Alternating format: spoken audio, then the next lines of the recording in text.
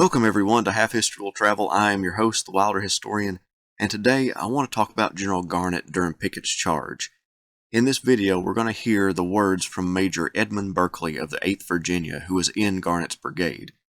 His insight, years later, helps add to the story of General Garnett during the charge, and it may help to answer what happened to General Garnett during the charge, what happened to his body afterwards. I hope you enjoy.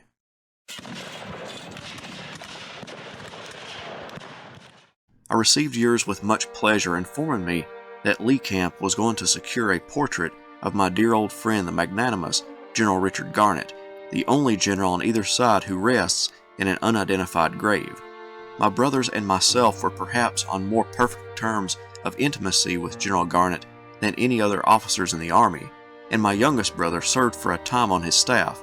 I buried on the Gettysburg battlefield before going into the charge an old deck of cards that the General, Colonel Hutton, and my brothers and myself had played probably more than 100 games with while we were near Fredericksburg.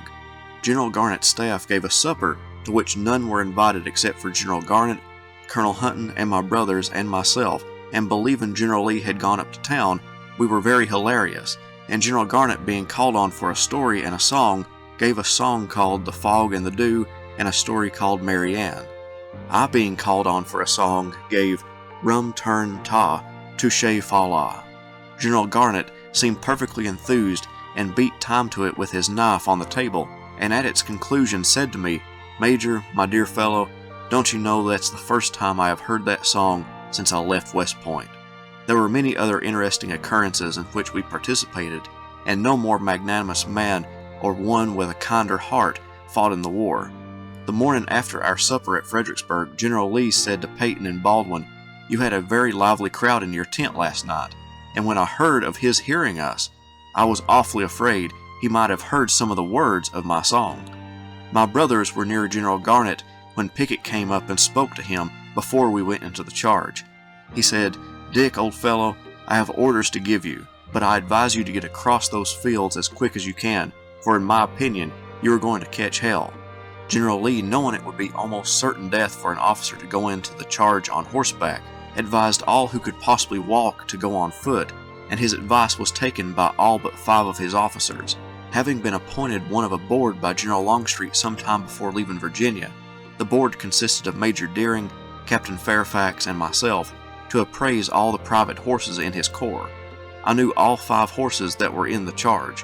General Garnett had been sick and was strongly advised by the surgeons not to attempt to go into the charge, but disregarding their protests, he put on a common old blue overcoat that completely concealed his uniform, and mounting his magnificent thoroughbred gelding, Red Eye, the second highest priced horse in the corps, $1,400, he went with us to near the Red House, where both he and his horse were killed, and appearing to be a common soldier, was covered up as one.